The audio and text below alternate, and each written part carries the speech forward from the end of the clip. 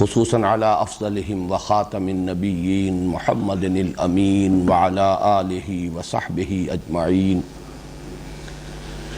اما بعد فاعوذ باللہ من الشیطان الرجیم بسم اللہ الرحمن الرحیم الحمد للہ رب العالمین الرحمن الرحیم مالک یوم الدین ایاک نعبد و ایاک نستعین اہدنا الصراط المستقیم صراط الذین انعمت علیہم غیر المغضوب علیہم ولا الضالین آمین رب اشرح لی صدری ویسر لی امری واحلل عقدۃ من لسانی یفقہوا قولی۔ گزشتہ ہفتے ہمارے درس کی جو نشست اول ہوئی تھی اس کا پہلا حصہ اس وضاحت پر مشتمل تھا کہ میری حیثیت مفسر قرآن کی تو سرے سے نہیں ہے، حقیقت کے اعتبار سے مدرس قرآن کی بھی نہیں ہے، بلکہ میری اصل حیثیت مبلغ قرآن کی ہے۔ اور میں نے عرض کیا تھا کہ کوئی چاہے تو اسے تواضع اور انکساری پر محمول کر لے، لیکن واقعہ یہ ہے کہ یہ ایک حقیقت ہے اور اظہار واقعہ ہے۔ لیکن اس کے ساتھ ہی میں نے عرض کیا تھا کہ جس قرآن کی میں تبلیغ کر رہا ہوں، جس کے لیے میں نے الفاظ مستعار لیے تھے سر سید احمد خان مرحوم سے، قرآن کے من دارم، وہ قرآن جو میرے پاس ہے، جس قرآن کی میں تبلیغ کر رہا ہوں، یعنی قرآن حکیم کے معانی، علوم، معارف، مفاہیم، میں اس کے جس حوض مصفہ سے لوگوں کو سیراب کر رہا ہوں، اس میں 4 چشموں سے پانی جمع ہوا ہے، اور الحمدللہ اس میں بڑی جامعیت ہے، اس لیے کہ تنوع بھی ہے، بعض اعتبارات سے وہ جو سورسز ہیں ایک دوسرے کی ضد بھی ہیں، لیکن میرے ہاں ان میں ایک امتزاج اور تالیف کی کیفیت پیدا ہوئی ہے۔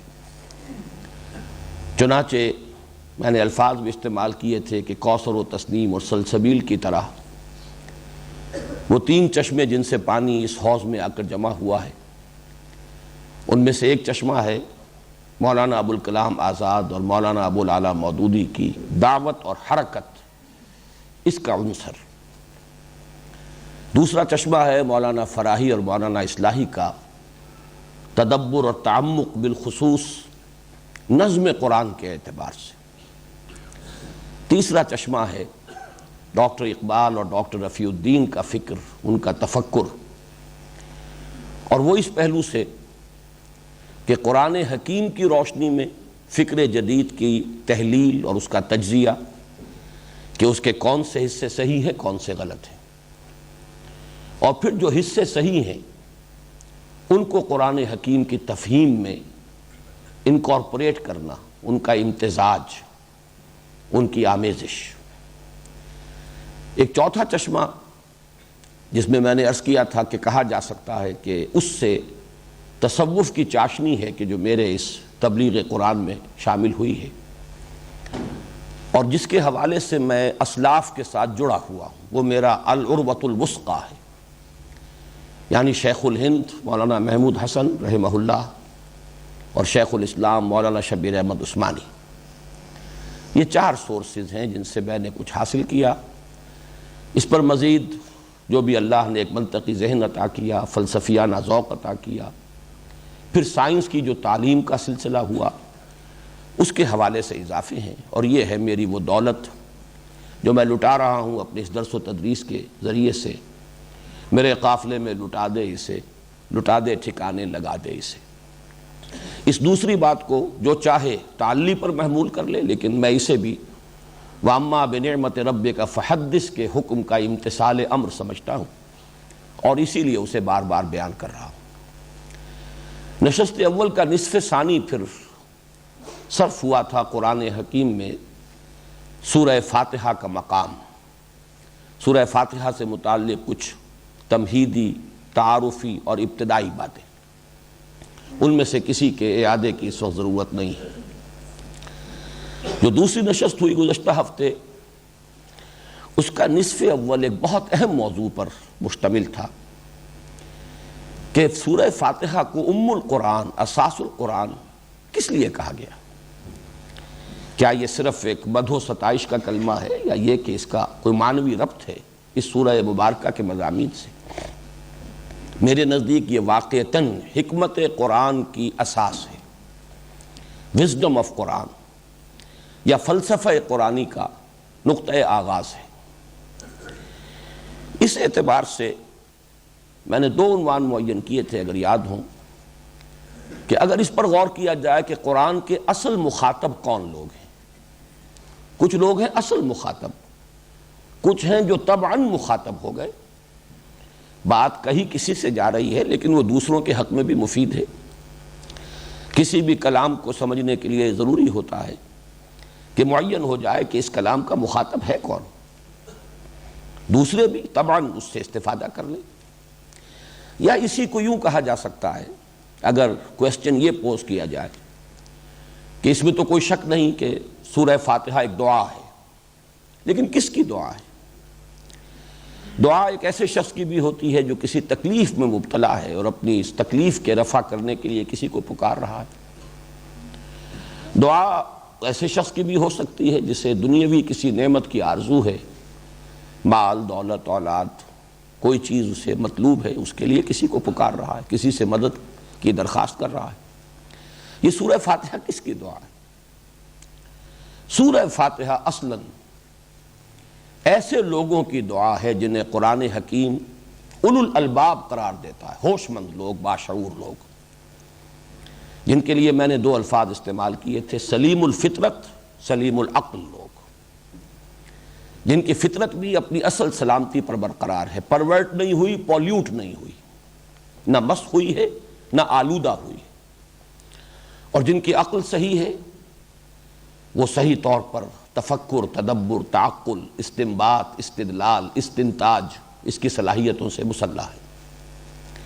یہ لوگ ہیں اصل میں کہ جو ہدایت، اب ہدایت کے لفظ کو میں یہاں بہت جامع معنی میں استعمال کر رہا ہوں، ہدایت کے ضمن میں ہاف وے آ چکے ہوتے ہیں از خود، اپنے غور و فکر، آزادانہ سوچ و بچار، وہی دو باتیں، فطرت سے صحیحہ کی روشنی میں عقل سلیم کا فعل، تعقل اور تفکر، اس کے نتیجے میں حکمت نظری یا ہدایت نظری تک تو ان کی رسائی ہو جاتی ہے۔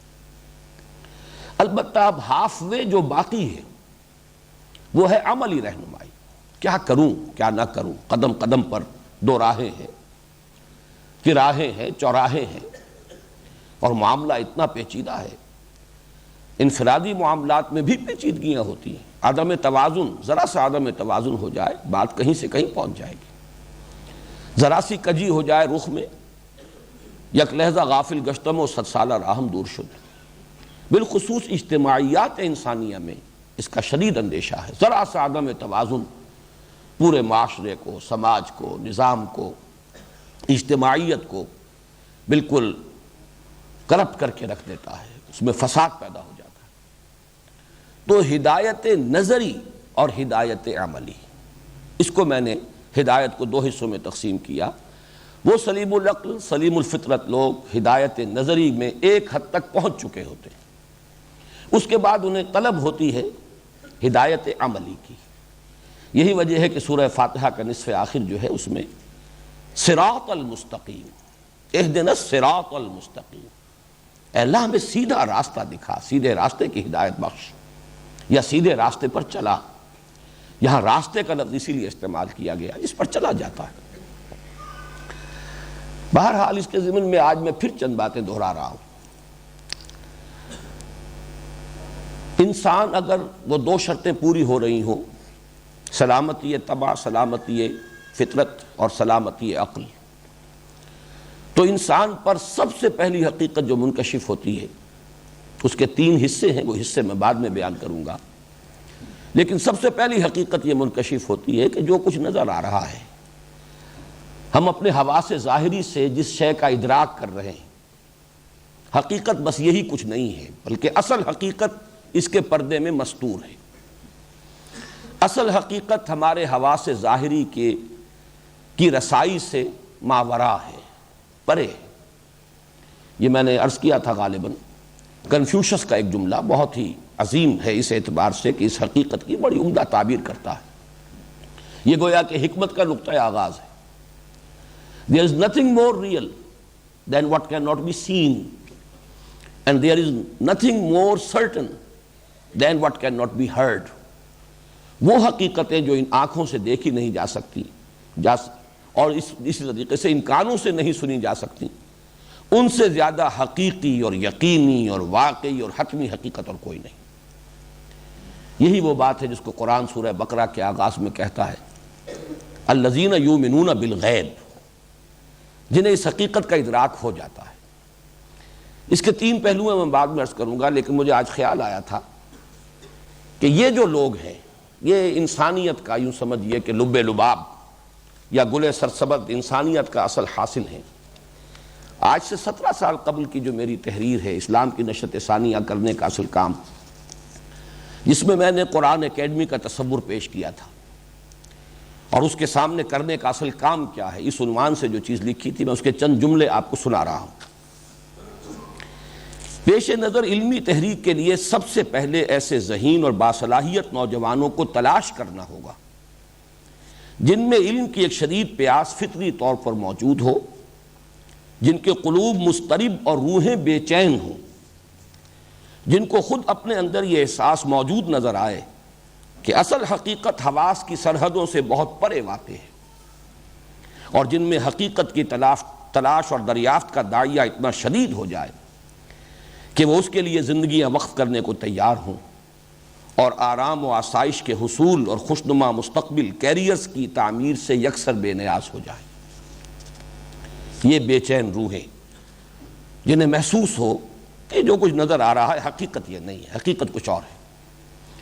میں نے مشرق بعید کے ایک حکیم اور دانا انسان کا جملہ آپ کو سنایا، مغرب بعید کہہ لیجئے، اس کا ایک مفکر بریڈلے، اس کی ایک عظیم تصنیف، اس کا نام ہی اپیئرنس اینڈ ریئلٹی۔ جو کچھ نظر آ رہا ہے اور جو اصل حقیقت ہے جو مستور ہے اس کے پردے میں، ان کے مابین بڑا فرق ہے، ہزار فرسنگست ان کے مابین بڑا فصل ہے اور بعد ہے۔ تو یہ نوجوان، میں نے اس لیے دہرایا ہے کہ اصل میں اب سلسلہ درس و تدریس جو اثر نو شروع ہو رہا ہے آغاز قرآن سے، تو اس کا جو اصل ہدف ہے، جو مقصود ہے، جو اس میں ہمارا ٹارگٹ نمبر 1 ہے، وہ بار بار ذہنوں کے سامنے آتا رہے۔ اب ایسے نوجوان بظاہر محسوس ہوتا ہے کہاں ملیں گے، چنانچہ یہ بات بھی میں اب آپ کو سنا رہا ہوں چند صفحات کے بعد میں نے اس پر بھی گفتگو کی ہے۔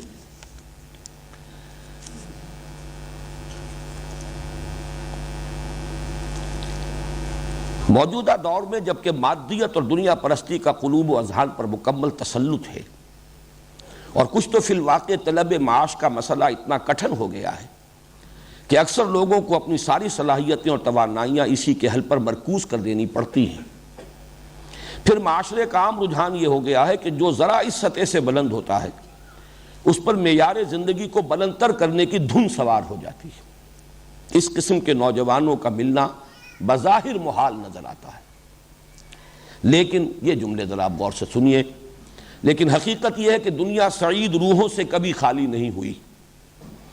اسی معاشرے میں اور اگر کچھ مخلص اور صاحب عزیمت لوگ ذہنی یکسوئی کے ساتھ اس کام کا بیڑا اٹھا لیں تو انشاءاللہ اسی معاشرے میں بہت سے ذہین اور اعلیٰ صلاحیتوں کے مالک نوجوان ایسے مل جائیں گے جو نبی اکرم صلی اللہ علیہ وسلم کے اس قول مبارک کو کہ خیرکم من تعلم القرآن وعلمہ اپنا لائحہ عمل بنا کر علم قرآن کی تحصیل و اشاعت کے لیے زندگی وقف کر دیں۔ اسے کہا جا سکتا ہے یہ میری رجائیت ہے، اور واقعہ یہ ہے کہ میں بھی یہ محسوس کرتا ہوں کہ جتنا کچھ ان الفاظ سے ظاہر ہو رہا ہے معاملہ، ویسا کچھ سامنے نہیں آیا تاحال۔ لیکن یہ کہ ہمارے سامنے اصل منزل رہنی چاہیے، منزل دھندلانی نہیں چاہیے، انتظار کرنا چاہیے، اسی کا نام صبر ہے۔ فاصبر لحکم ربک۔ بہرحال یہ کام جو بھی ہو رہا ہے، جیسے کہ میں نے عرض کیا کہ قرآن کا اصل مخاطب کون ہے؟ وہ اولو الالباب۔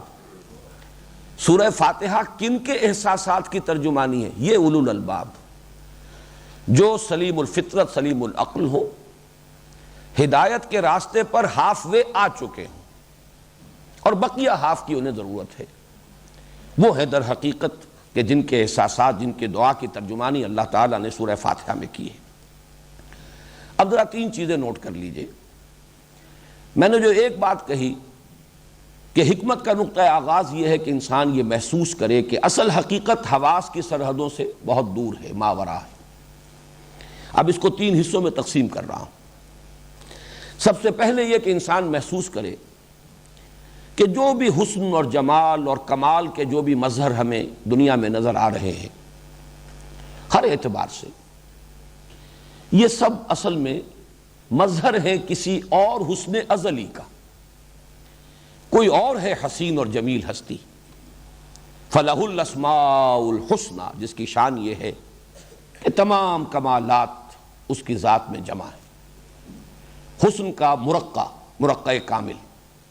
باقی جو کچھ حسن ہمیں نظر آ رہا ہے، وہ پھولوں کا حسن ہو، وہ قوس و قزح کا حسن ہو، وہ جو بھی حسن ہے، وہ در حقیقت یہ اپیرنس ہے، یہ مظہر ہے ایک حسن قدیم اور حسن ازلی کا۔ دوسرا حصہ، میری جو ضروریات بھی پوری ہو رہی ہیں، بڑے لمبے چوڑے سلسلے ہیں، سورج کی طباعت کو بھی دخل ہے، ہواؤں کے چلنے کو بھی اس میں دخل ہے، پانی اس کی ایک بہت بڑی سورس ہے، یہ تمام مظاہر یہ بھی در حقیقت کسی کی ربوبیت کے مظہر ہیں۔ کوئی اور ہے اصل رب، کوئی اور ہستی ہے جس کی ربوبیت کے یہ مظہر ہے۔ اور نمبر تین، یہ ذرا اور سب سے اہم بات ہے جو میں عرض کر رہا ہوں، جو رحم اور رحمت کے مظاہر دنیا میں نظر آتے ہیں، انسان کو ادراک ہوتا ہے، ماں کی ممتا ہے، باپ کی شفقت ہے، بھائی بہنوں کی آپس کی اخوت ہے، محبت ہے، جو بھی، یا جذبہ رحم ہے، کسی کو تکلیف میں دیکھ کر انسان کے اندر سے ایک جذبہ ابھرتا ہے، یہ تمام بھی در حقیقت کسی کی رحمت کے مظہر ہیں۔ کوئی اور ہے رحمت کامل۔ میں یہاں ایک حدیث کی طرف اشارہ کر رہا ہوں، جیسے پہلی بات کے لیے میں نے قرآن حکیم کے الفاظ مستعار لیے، فَلَهُ الْأَسْمَاءُ الْحُسْنَى، اسے جو چاہو کہہ کر پکار لو، اَيَّمَّا تَدْعُو قُلِ ادْعُوا اللَّهَ أَوِ ادْعُوا الرَّحْمَٰنَ أَيَّمَّا تَدْعُو فَلَهُ الْأَسْمَاءُ الْحُسْنَى۔ کل حسن کا منبع اور سرچشمہ ایک ذات ہے، جو چاہو کہہ کے پکار لو۔ Call the rose by any name, it will smell as sweet۔ اسے اللہ کہہ لو، رحمان کہہ لو، لیکن یہ جان لو کل حسن اسی میں ہے، کل کمال اسی میں ہے، جمال کا مرقع حقیقی وہی ہے، یہ سب اس سے بوروڈ ہیں، اسی کے مستعار ہیں، جو بھی ہمیں جلال، جمال اور کمال کے مظہر نظر آ رہے ہیں۔ اسی طرح ربوبیت، جدھر جدھر سے پرورش کا سامان آ رہا ہے، جہاں جہاں سے ضروریات پوری ہو رہی ہیں، یہ سب بھی ایک رب ہے جس کی ربوبیت کے یہ سلسلے ہیں جو پھیلے ہوئے ہیں۔ اس لیے کہ پورا یہ سلسلہ اسباب ایک مسبب کے قبضہ قدرت میں۔ تیسرے، رحمت اور رحم جتنی بھی کچھ دنیا میں ہے، اسی لیے حدیث میں الفاظ آئے ہیں کہ دنیا میں کل رحمت جو ہے وہ اللہ تعالیٰ کی رحمت کے 100ویں حصے کا مظہر ہے۔ اللہ نے اپنی رحمت کے 99 حصے اپنے پاس رکھے ہیں، اور ایک حصہ کل خلق میں تقسیم کر دیا ہے۔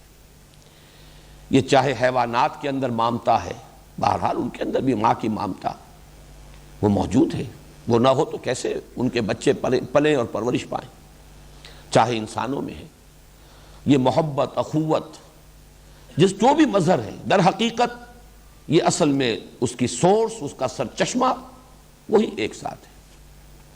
یہ ایک ذات، ایک ہستی، اب اسے جیسا کہ میں نے عرض کیا جو نام آپ چاہیں دے لیں، یہ پہلا حصہ ہے حکمت کا، حکمت کا اور فطرت کا، فطرت کی صحت کا میں نے عرض کیا تھا۔ دوسرا مظہر کیا ہے؟ کہ نیکی نیکی ہے، بدی بدی ہے۔ انسان بائی ہز ویری نیچر جانتا ہے کہ نیکی نیکی ہے، بدی بدی ہے، خیر خیر ہے، شر شر ہے، بھلائی بھلائی ہے، برائی برائی ہے۔ اسے اس کی ضرورت نہیں ہے، وہ اس کا محتاج نہیں ہے کہ لمبی فہرست مرتب کر کے اس کو دے دی جائے۔ یہ فطرت انسانی میں الہامی طور پر علم اور پہچان موجود ہے۔ اب اس سے عقل کے سامنے ایک سوال آتا ہے کہ عقل کا تقاضا یہ ہے کہ گندم سے گندم پیدا ہو، جو سے جو، گندم از گندم بروید، جو سے جو۔ خیر سے خیر وجود میں آنا چاہیے، شر سے شر وجود میں آنا چاہیے۔ خیر کا بدلہ خیر ہونا چاہیے، شر کا بدلہ شر ہونا چاہیے۔ اس عالم میں وہ صورت نظر نہیں آ رہی، لہذا کوئی دوسرا عالم ہونا چاہیے، یہ عقل کا تقاضا ہے۔ یہاں وہ فطرت کی بنیاد کیا ہے؟ نیکی اور بدی کا شعور، اور عقل کا تقاضا کیا ہے؟ کہ نیکی اور بدی کا بدلہ بھرپور انسان کو مل جانا چاہیے۔ تیسرا حصہ اسی نظری جو ہدایت ہے، جہاں تک کہ اولو الالباب خود پہنچ جاتے ہیں، تیسرا حصہ یہ ہے کہ جب وہی ہستی ہے، اصل حقیقت تو وہی ہے، ذالک بان اللہ هو الحق، تو پھر اسی کی پرستش، اسی کی پوجا، اسی سے لو لگانی چاہیے، اسی کی بندگی کرنی چاہیے، اسی سے محبت کرنی چاہیے۔ یہ سارا لفظ عبادت کا اصل مفہوم میں بیان کر رہا ہوں، یہ سب کچھ صرف اس کی ذات کے ساتھ منسلک ہو جانا چاہیے۔ ایاک نعبد، یہ میں نے اصل میں اس حکمت نظری جو 3.5 آیات میں، جو نصف اول ہے سورہ فاتحہ کا، جو کور کر رہا اس حکمت نظری کو، اور جس کو کہ کچھ لوگ خود کہہ رہے ہیں یہ ان کی اپنی فطرت کی ترجمانی ہے، میں نے اس کا جو منطقی ربط ہے وہ آپ کے سامنے بیان کر دیا۔ گزشتہ ہفتے پھر آخری ہمارا جو حصہ تھا دوسری نشست میں، الحمدللہ، صرف ان 2 الفاظ پر ہم نے گفتگو مکمل کی تھی، اور آج اب ہمیں آگے بڑھنا ہے۔ یہ الحمدللہ جس پر ہم نے کل پچھلی درس میں خاصا وقت صرف کیا ہے، اس سے نوٹ کر لیجئے کہ معرفت خداوندی کا سب سے بڑا خزانہ یہی ہے، اور یہ بھی جان لیجئے کہ اس سورہ مبارکہ کی اصل جان یہی ہے۔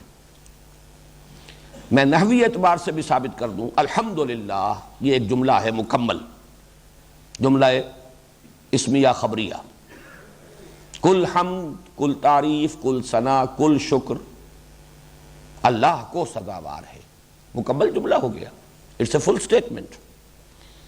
انگریزی میں انالیسس جس طریقے سے ہم کرتے ہیں اس میں آپ کہہ سکتے ہیں یہ پرنسپل کلاز ہے۔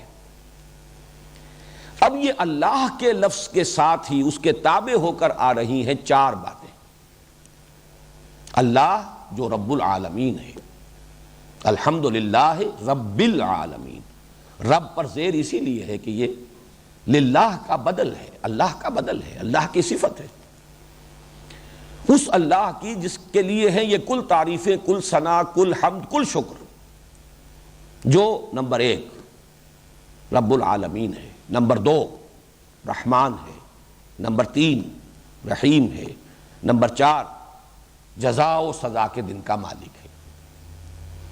یہ در حقیقت ایک جملہ ہے جو چلا رہا ہے، یہ 4 سبارڈینیٹ کلازز سمجھ لیجئے کہ یہ در حقیقت ایڈجیکٹیو کلازز ہیں۔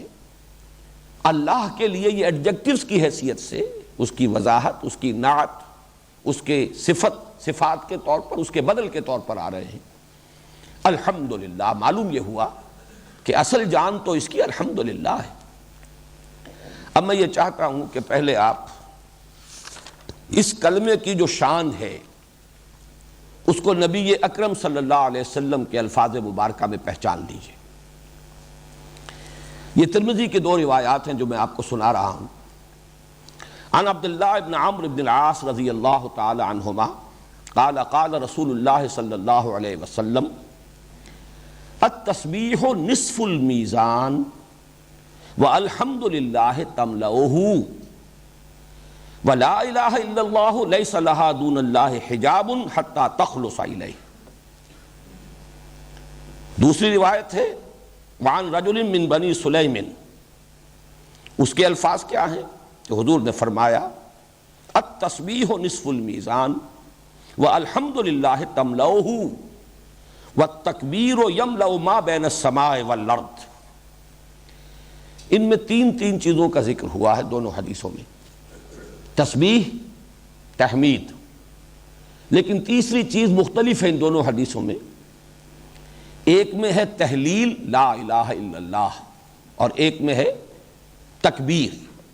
دیکھیے یہ چار ہیں در حقیقت الفاظ، تسبیح سبحان اللہ، تحمید الحمدللہ، تکبیر اللہ اکبر، تحلیل لا الہ الا اللہ۔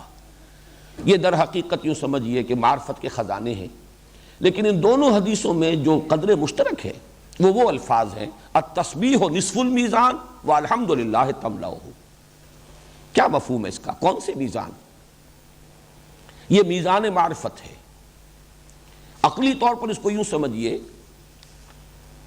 کہ دین کی اساس اور جڑ ہے ایمان، ہر شخص جانتا ہے۔ ایمان کی جان ہے ایمان باللہ، اس کی اساس اللہ کی معرفت، اور اللہ کی کل معرفت جو انسان کو حاصل ہو سکتی ہے اس کا ایک سلبی پہلو ہے اور ایک ایجابی پہلو ہے، ایک منفی پہلو ہے، ایک مثبت پہلو ہے، ایک ہی تصویر کے دو رخ۔ یہ کل معرفت ہے جو اللہ کی ہمیں حاصل ہو سکتی ہے۔ ایک تسبیح و تنزیہ ہے، اللہ ہر عیب سے، ہر نقص سے، ہر ضعف سے، ہر احتیاج سے پاک ہے، اعلیٰ ہے، عرفہ ہے، منزہ ہے، مبرہ۔ یہ ہے منفی رخ، کوئی نقص نہیں، کوئی عیب نہیں، کوئی ضعف نہیں، کوئی احتیاج نہیں، ہر عیب، ہر نقص، ہر ضعف، ہر احتیاج سے بالا، عرفہ، منزہ، مبرہ۔ یہ تسبیح ہے سبحان اللہ کے معنی یہ ہے، لیکن یہ منفی ہے، اسی لیے نصف المیزان تو کہہ دیا، لیکن وہ کہ جس سے میزان پر ہو جائے۔ اور ایک حدیث میں تو یہ آیا ہے کہ الحمدللہ ہے، یہ تو تملأ ما بین السماء والارض، آسمانوں اور زمین کے مابین کل فضا کو پر کر دینے والا کلمہ ہے۔ یہ اسی کا در حقیقت مثبت رخ ہے۔ کل صفات جمال و کمال کا مرقع کامل اللہ ہے، ہر خیر، ہر خوبی، ہر کمال اس میں بتمام و کمال موجود ہے۔ یہ ہے الحمدللہ۔ تو التسبیح نصف المیزان، معرفت خداوندی کا نصف تسبیح ہے، اور اس کی تکمیل والحمدللہ تملؤہ، اس کے سوا ہم اللہ کے بارے میں اور کچھ نہیں جان سکتے۔ تمام صفات کمال اس میں بتمام و کمال موجود ہیں۔ قدرت ہے تو وہ علی کل شیء قدیر ہے، علم ہے تو وہ بکل شیء علیم ہے، حیات ہے تو وہ الحی ہے، اس کی حیات بھی وہ ہے جو ہر ضعف سے مبرہ، نہ اسے اونگ آتی ہے، نہ نیند آتی ہے، نہ اسے کھانے کی ضرورت ہے، نہ اسے پینے کی ضرورت ہے، کوئی ہوائی ضروریہ اسے لاحق نہیں ہے، معاذ اللہ ثم معاذ اللہ۔ ارادہ ہے تو فعال لما یرید، اس کا ارادہ ایسا کامل ہے جو چاہے کر گزرے۔ جس بھی صفت کمال کا آپ تصور کریں گے وہ اس کی ذات میں بتمام و کمال موجود ہے۔ اسے آپ اومنیشینٹ، اومنی پوٹنٹ، اومنی پریزنٹ، یہ الفاظ ہیں، آپ کو ہر جگہ پر یہی تصورات ملیں گے۔ اس کے سوا آپ اور کیا جانیں گے اللہ کے بارے میں؟ اس کی ذات ہمارے احساس سے، ادراک سے ما وراء، وراء الورا ثم وراء الورا ثم وراء الورا۔ حضرت مجدد الفسانی رحمۃ اللہ علیہ وہ اپنے مکتوبات میں یہ الفاظ بکثرت استعمال کرتے ہیں، ذات باری تعالی وراء الورا ثم وراء الورا ثم وراء الورا۔ اس کو تو سمجھ لو کہ وہ تمہارے فہم کی جو بات اور ہے، تمہارے تصور کی بات اور ہے، تمہارے تخیل کی بات اور ہے، تمہارے وہم سے بھی ماورا ہے۔ البتہ یہ کہ اس کو جانو گے تو کیا؟ التسبیح نصف المیزان والحمدللہ تملؤہ، یہ کل میزان ہے، میزان معرفت۔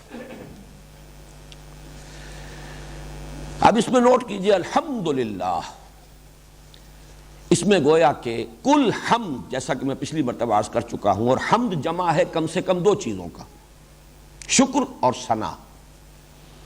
تینوں الفاظ عربی کے ہیں۔ ہم اردو میں ثنا کا مفہوم ادا کرنے کے لیے لفظ تعریف استعمال کرتے ہیں۔ اگر اردو کے انداز میں بیان کریں گے تو حمد کے معنی ہے شکر اور تعریف، تمام تعریفیں اور کل شکر سزاوار ہے اللہ کو۔ اللہ ہی حقیقتاً مستحق بھی ہے، لام استحقاق، اور وہی فی الواقع مالک بھی ہے، اس لیے کہ جو صفات ہیں جو اسے قابل حمد بناتی ہیں وہ اس کی اپنی ملکیت ہے، لہذا لام تملیک کہیں یا لام استحقاق کہیں دونوں صحیح ہیں۔ در حقیقت اس میں جیسا کہ میں عرض کر چکا ہوں پچھلی مرتبہ، اصل جو اس کا نیوکلیس ہے وہ شکر ہے۔ البتہ حمد میں اور شکر میں فرق کیا ہے؟ شکر انسان کرتا ہے کسی کے ایسے احسان اور انعام پر کہ جس سے اس کی کوئی ضرورت پوری ہوئی ہو، جس سے اسے کوئی فائدہ پہنچا ہو۔ میری کوئی ضرورت تھی، آپ نے پوری کر دی، میں شکر کروں گا، شکریہ ادا کروں گا۔ مجھے کوئی تکلیف لاحق تھی، آپ نے اس کو رفع کیا، میں آپ کا شکر ادا کروں گا۔ اور تعریف یا ثنا تمام محاسن پر ہوگی، جو بھی حسن ہے، پھول کا حسن ہے، ہم اس کی تعریف کریں گے، کیا عمدہ پھول ہے۔ البتہ یہ کہ یہ جو دو چیزوں کو میں نے علیحدہ علیحدہ کیا ہے، یہ جتنا آدمی کانشسنس اور شعور کی نچلی سطح پر ہوگا یہ دونوں چیزیں علیحدہ رہیں گی۔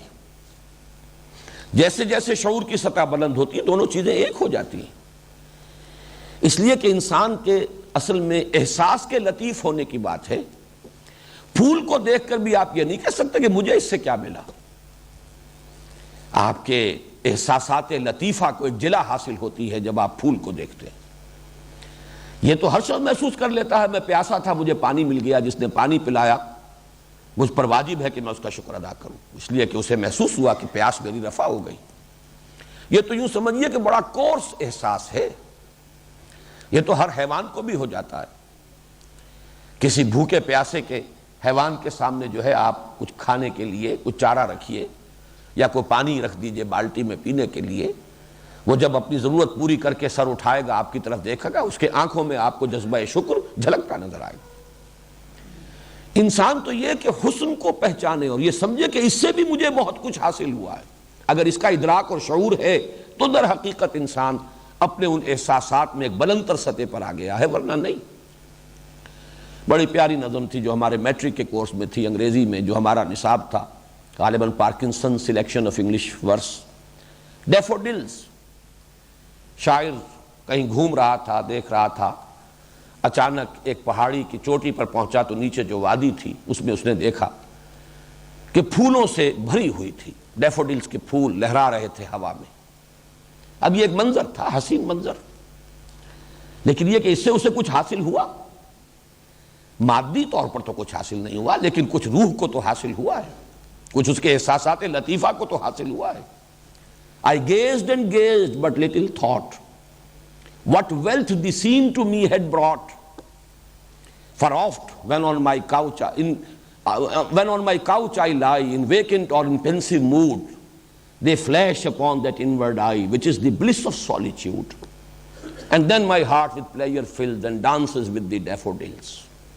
ایک ایسی دولت مجھے حاصل ہوئی تھی، بسا اوقات میں غمزدہ ہوتا ہوں، مغموم ہوتا ہوں، اداس ہوتا ہوں، پڑا ہوتا ہوں اپنی چارپائی پر، کہ اچانک وہی منظر جو ہے میری آنکھوں کے سامنے آ جاتا ہے اور میرا وہ جو اداسی ہے وہ ختم ہو جاتی ہے۔ میرا دل جو ہے جیسے وہ ڈیفوڈلز کے پھول لہرا رہے تھے ہوا میں، میرا دل بھی جو ہے وہ لہرانے لگتا ہے، اور وہ ساری جو دولت ہے وہ در حقیقت مجھے جو ملی تھی اس وقت مجھے شعور نہیں تھا۔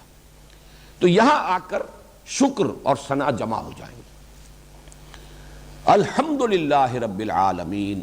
اب جو حکمت اور شکر کا میں نے تعلق بیان کیا ہے، اسی کی مثال ہے قرآن حکیم میں، اور اس کے لیے نص قطعی کہ ان دونوں کے مابین کیسا گہرا ربط ہے لازم و ملزوم کا، حضرت لقمان کی شخصیت، وَلَقَدْ آتَيْنَا لُقْمَانَ الْحِكْمَةَ أَنِ اشْكُرْ لِلَّهِ۔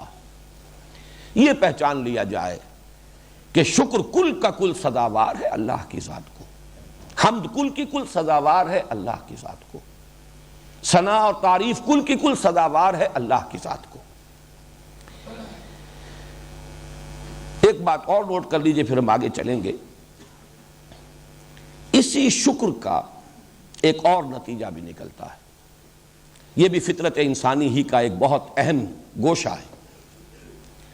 فطرت کی صحت جو ہے وہ تقاضا کرتی ہے کہ جس نے آپ کے ساتھ کوئی بھلائی کی ہے آپ بھی اس کے ساتھ کوئی بھلائی کریں. جس نے آپ کے ساتھ کوئی بھلائی کی، پہلا رد عمل فطرت سلیمہ کا یہ ہوگا کہ اس کا شکریہ ادا کیجیے. دوسرا رد عمل کوئی بدلہ، کچھ اس کے ساتھ تم بھی بھلائی کرو، کوئی خدمت اس کی بھی کبھی بجا لاؤ. یہ بھی فطرت کی صحت کی علامت ہے. یہ جذبہ شکر کا ایک منطقی نتیجہ ہے، لازمی نتیجہ ہے. اسی کو قرآن مجید نے کہا ہے سورہ رحمان میں، هل جزاء الاحسان الا الاحسان. احسان کا بدلہ تو سوائے احسان کے اور کچھ نہیں ہو سکتا. کیا کوئی بدلہ ہے احسان کا سوائے احسان کے؟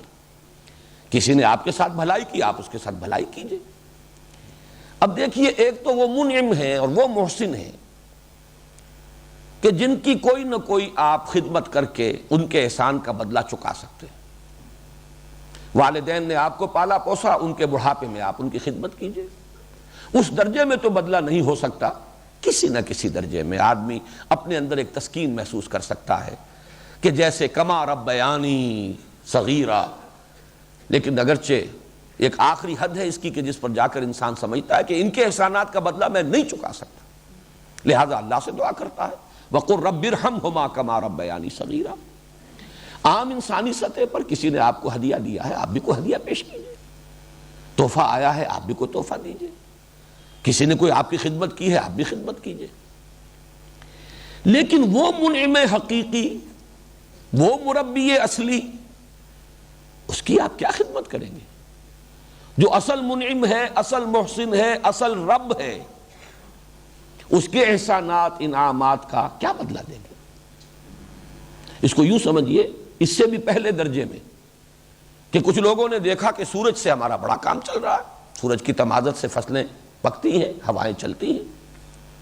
اب سورج کو ہم کیا بدلہ دیں؟ کچھ نہیں دے سکتے سوائے اس کے کہ ہاتھ جوڑ کر کھڑے ہو جائیں. سورج طلوع ہو رہا ہے، ڈنڈوت کر دیں. تو ایک اظہار عجز، اظہار تذلل، ایک اس کی عظمت کا اعتراف کسی درجے میں، کسی ریچول کے ذریعے سے سجدہ کر دیجئے، ماتھا ٹیک دیجئے، اس کی مدح کیجئے، ثنا کیجئے. یہی تو ہو سکتا، اور کچھ نہیں ہو سکتا. معلوم ہوا کہ شکر ہی در حقیقت جذبہ عبادت کی شکل اختیار کرتا ہے. اس لیے کہ شکر کا منطقی نتیجہ کیا ہے کہ انسان بھی کوئی اس کی کا بدلہ پیش کرے، اگر وہ صحیح الفطرت ہے، صحیح العقل ہے. اب ظاہر بات ہے کہ جہاں کچھ بدلہ دیا جا سکتا ہو، یہی بات ہے جو مولانا روم نے ایک بڑی پیاری حکایت میں بیان کی ہے کہ حضرت موسیٰ علیہ السلام کہیں گزر رہے تھے تو ایک گڈریے کو دیکھا انہوں نے. وہ اپنے خیال میں اللہ سے مناجات کر رہا تھا، ہم کلام تھا، اے اللہ اگر تو میرے سامنے آ جائے، میں تیرے پاؤں دھوؤں، تیرے سر میں سے جوئیں نکالوں، تیری خدمت کروں. اب یہ اس کا سب سے اونچا تصور ہو سکتا تھا. کسی بڑی سے بڑی ہستی جو بھی اس کے تصور میں تھی، کوئی بڑا چودھری، کوئی شیخ قبیلہ، جب وہ کہیں جاتا ہوگا اپنے کسی سردار کے پاس تو یہی کام کرتے تھے. پاؤں دھو دیے، سر میں مالش کر دی، جوئیں نکال دی، کوئی اور خدمت بجا لائے. تو اللہ اگر تو میرے سامنے آ جائے. کبھی اے حقیقت منتظر نظر آ لباس مجاز میں کہ ہزاروں سجدے تڑپ رہے ہیں میری جبین نیاز میں. وہ شخص اپنی ذہنی سطح کے مطابق ہم کلام تھا. حضرت موسیٰ نے اسے ڈانٹ دیا کہ یہ کیا کفر بک رہے ہو؟ اللہ کے پاؤں دھو گے اور اللہ کے سر سے جوئیں نکالو گے؟ کیا کفر بک رہے ہو؟ تو حکایت ایسے ہے کہ اس نے چیخ ماری، کپڑے پھاڑے اور کہیں نکل گیا جنگل کی طرف. تو اللہ تعالیٰ نے حضرت موسیٰ سے فرمایا کہ اے موسیٰ تو برائے وصل کردن آمدی، نہ برائے فصل کردن آمدی. تجھے ہم نے بھیجا تھا تو اس لیے آیا تھا کہ لوگوں کو ہم سے جوڑے، نہ کہ ہم سے توڑ دے، ہم سے کاٹ دے، ہم سے جدا کر دے. وہ اپنے فکر، اپنی سوچ کے مطابق، اب یہی اس کی سطح ہے سوچ کی، اس سے زیادہ تو اس کے سوچ کا کوئی اور پیمانہ ہے ہی نہیں. بہرحال اس وقت مجھے جو واضح کرنا تھا وہ یہ کہ یہ جذبہ عبادت در حقیقت جذبہ شکر ہی کا منطقی نتیجہ ہے. کوئی بدلہ، کوئی خدمت اگر ہم نہیں کر سکتے، ہستی اتنی بلند ہے، اتنی بلند ہے، اتنی بلند ہے کہ ہم کوئی خدمت کر نہیں سکتے، ہم کوئی بدلہ دے نہیں سکتے اس کے احسانات و انعامات کا، تو اس کے سامنے سر ہی جھکا دیں، سجدہ ہی کریں، کوئی اور مراسم عبودیت بجا لائیں، کوئی اس کے حمد کے ترانے گائیں، جیسے کہ حضرت داؤد علیہ السلام حمد ہی کے ترانے ہیں نا. زبور ہے کیا؟ حمد کے ترانوں پر مشتمل کتاب ہے.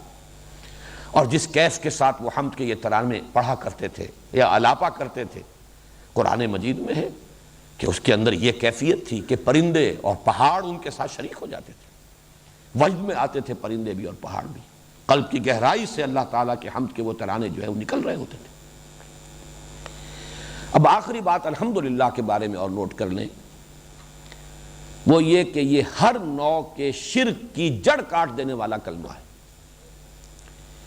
جب کل تعریف اسی کی ہے، کل حمد اسی کی ہے، تمام حسن کا منبع سرچشمہ وہی ہے، کل ربوبیت کا نقطۂ آغاز وہی ہے، تمام رحمت جو ہے اس کا منبع اور سرچشمہ اسی کی ذات ہے، تو کسی اور کو کاہے کو پوجنا ہے؟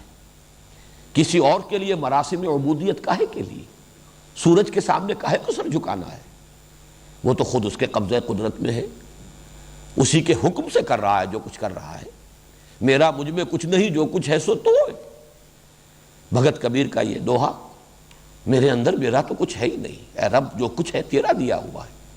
تو سورج میں اس کا اپنا کچھ ہے ہی نہیں، اس کی تبادل ذاتی ہے ہی نہیں.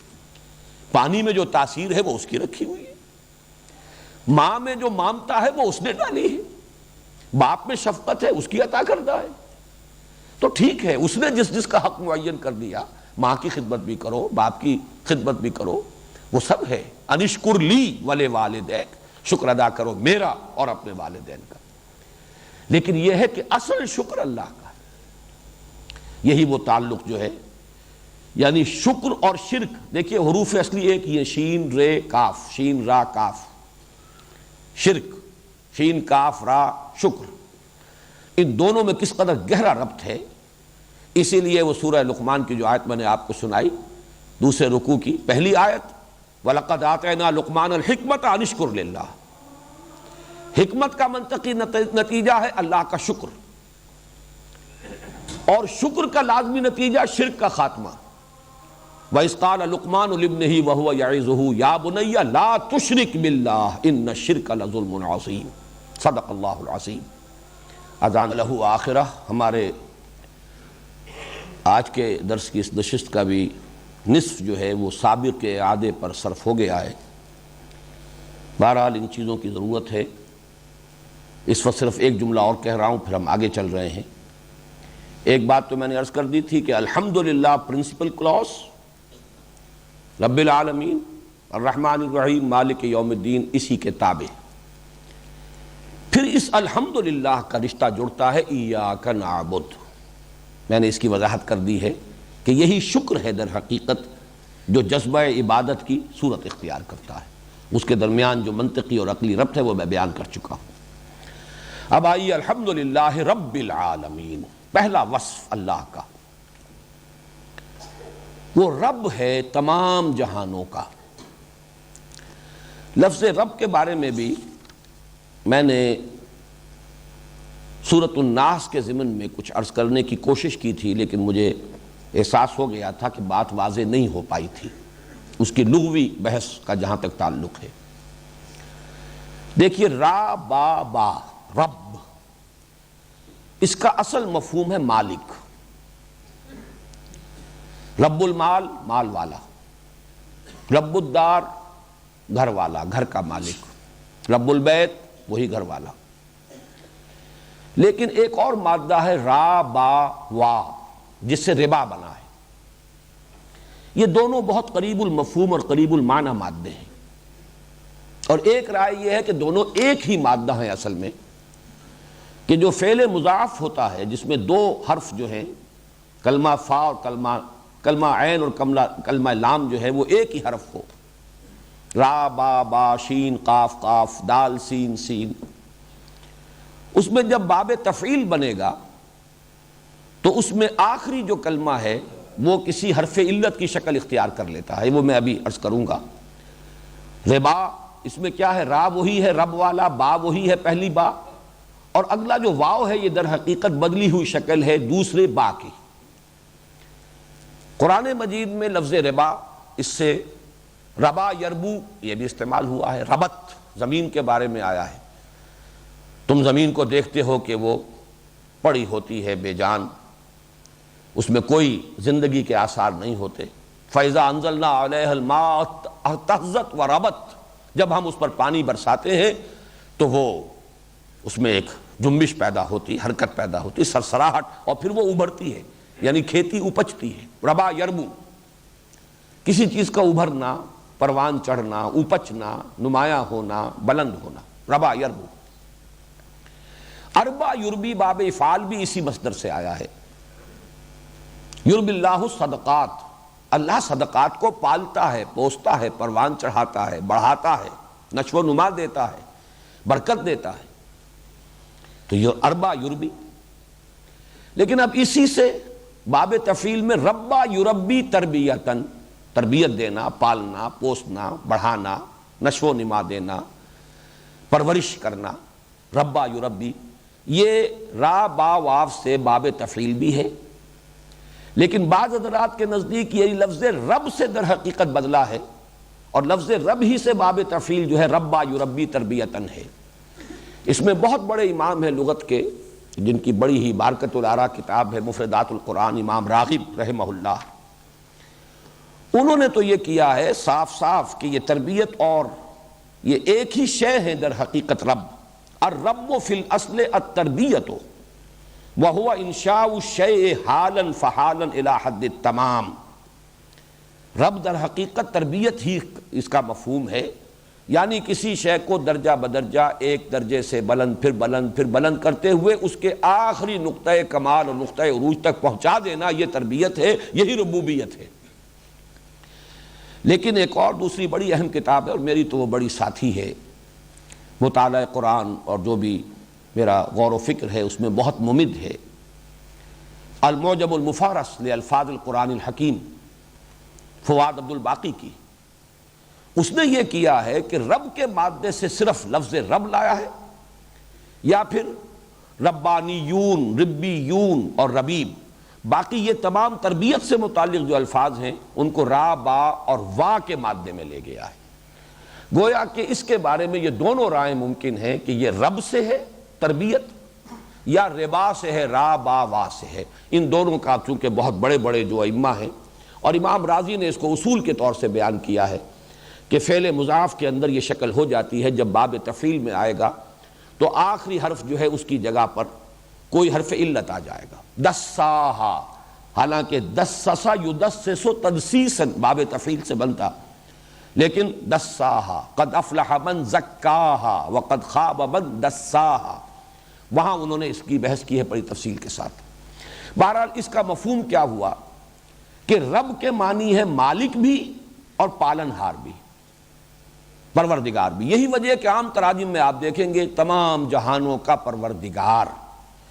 میرے لیے الجھن یہ تھی کہ را با کا مادہ تو آتا ہے مالک ہونے کے لیے، تو بعض مترجمین نے ترجمہ یہی کیا صاحب سب جہانوں کا، غالباً شاہ عبد القادر کا یا شاہ رفیع الدین کا، میں ابھی تعین کے ساتھ نہیں کہہ سکتا، صاحب اسی کو کہتے ہیں جو مالک ہو، آقا، مالک۔ لیکن اس کے ساتھ منطقی ربط موجود ہے کہ جو کسی شے کا مالک ہوتا ہے وہ فطری طور پر چاہتا ہے کہ وہ پروان چڑھے، اس میں ترقی ہو، اس میں اضافہ ہو، وہ نشو و نما پائے، وہ آگے بڑھے۔ لہذا ملکیت اور اس طریقے سے کسی شے کو آگے بڑھانا، پالنا، پوسنا، یہ گویا کہ لازم و ملزوم ہے۔ تو رب کی بحث کے ضمن میں اسی پر اکتفا کریں۔ آگے چلیے، عالمین، اس کا مادہ ہے عین لام میم، اسی سے علم بھی بنا، اسی سے عالم بنا۔ عالم ہو تو اس کے معنی ہے جاننے والا، اور عالم کے معنی وہ چیز جس سے کوئی جانا جائے، جو کسی کی پہچان کا ذریعہ بنے۔ چنانچہ عالم یعلم جب آتا ہے اس کے معنی ہے اس نے جانا، کوئی شے اس کے علم میں آئی، اور علامہ یعلمو یا یعلمو یہ دونوں اس کے آتے ہیں مضارع، اس کا مطلب ہے کسی شے کا نشان لگا دینا، کسی چیز کی علامت بنا دینا، اسی سے علامت کا لفظ بنا ہے، اسی سے علم علم اسم علم بنا ہے۔ لاہور کا اسم علم ہے، لاہور یعنی لاہور شہر کے لیے بطور علامت یہ لفظ اختیار کر لیا گیا، اسم علم ہے۔ تو عالم سے مراد ہے کوئی شے جس سے کہ کسی کو پہچانا جائے، اس اعتبار سے لفظ آیت کے بہت قریب آ جاتا ہے یہ لفظ۔ اب اس کو جمع کیا گیا، کل عالم، اب آپ کہہ سکتے ہیں عالم جمادات، عالم نباتات، عالم حیوانات، عالم مادی، عالم روحانی، عالم مثال، عالم دنیا، عالم آخرہ، عالم برزخ۔ ایک تو یہ سمجھا جائے گا کہ رب کل جہانوں کا، مالک اور پروردگار کل جہانوں کا۔ اور ایک جو بات مولانا فراہی نے کہی ہے رحمۃ اللہ علیہ، وہ مجھے بڑی دل کو لگتی ہے کہ عربی زبان میں ایک قاعدہ یہ بھی ہے کہ ظرف کو جمع کر کے مراد مظروف کی جمع ہے۔ اس عالم میں جو بھی ہیں ان سب کا رب، یہ عالم ظرف ہے، مظروف وہ ہیں جو اس کے اندر موجود ہیں، تو تمام جہان والے، یہ گویا کہ ترجمہ ہو جائے گا، وہ پالنہار ہے، پروردگار ہے، مالک ہے، آقا ہے، صاحب ہے تمام جہانوں کا یا تمام جہان والوں کا۔ رب العالمین کے بارے میں ایک بات اور ربوبیت کے بارے میں جان لیجئے، قرآن حکیم میں اللہ تعالیٰ کے بارے میں لفظ رب ہمیشہ مقدم ہوتا ہے لفظ خالق پر۔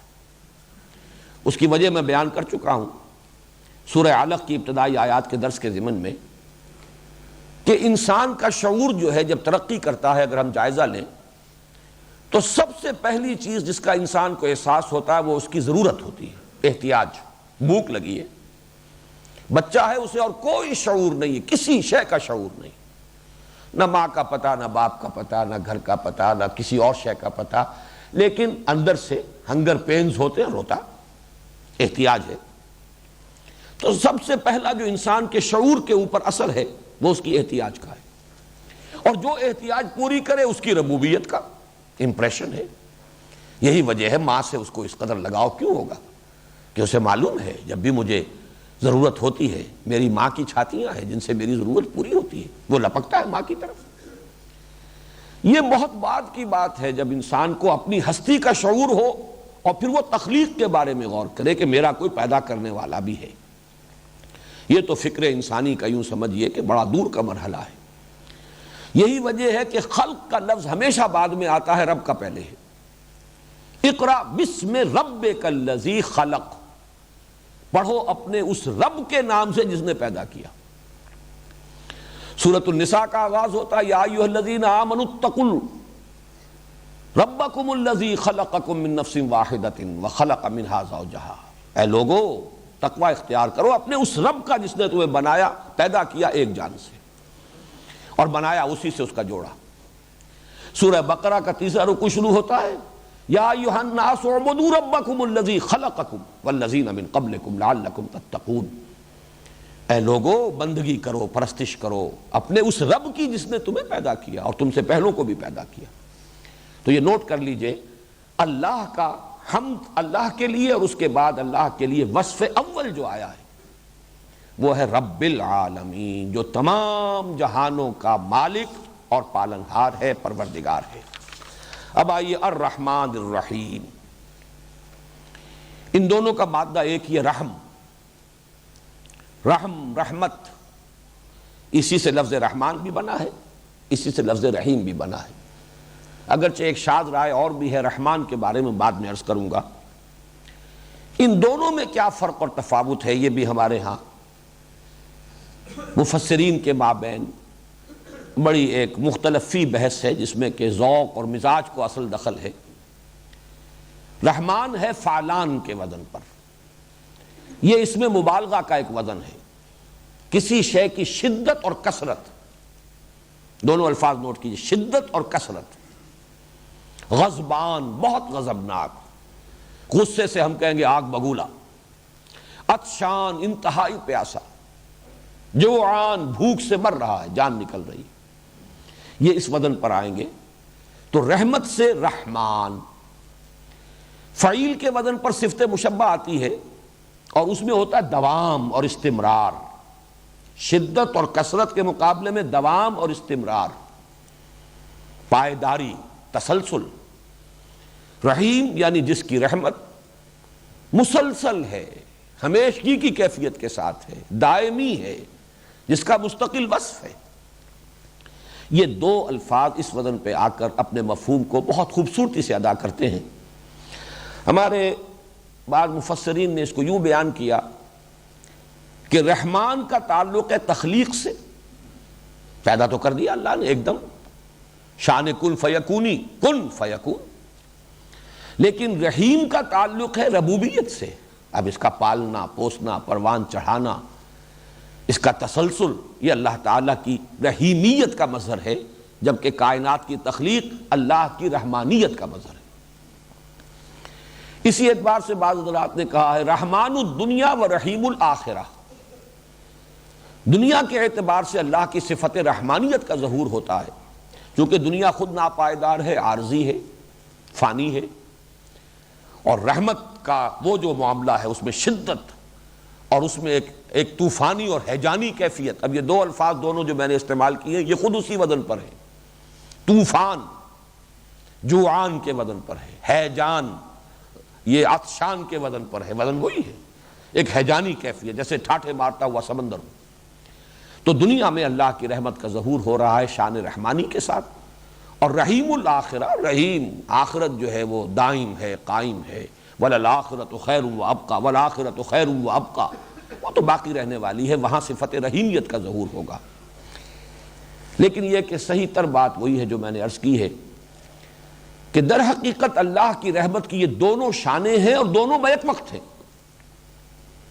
یہ بہت اہم نکتہ ہے جو مولانا فراہی نے بیان کیا ہے۔ اللہ تعالیٰ کے اسماء و صفات جب قرآن میں آتے ہیں تو درمیان میں حرف عطف نہیں آتا، الرحمن والرحیم نہیں ہے، بلکہ ایسا بھی ہے کہ 8 اسماء و صفات آ گئے بغیر حرف عطف کے، الملک القدوس السلام المؤمن المہیمن العزیز الجبار المتکبر، 8 اسماء ہیں، کہیں حرف واو نہیں۔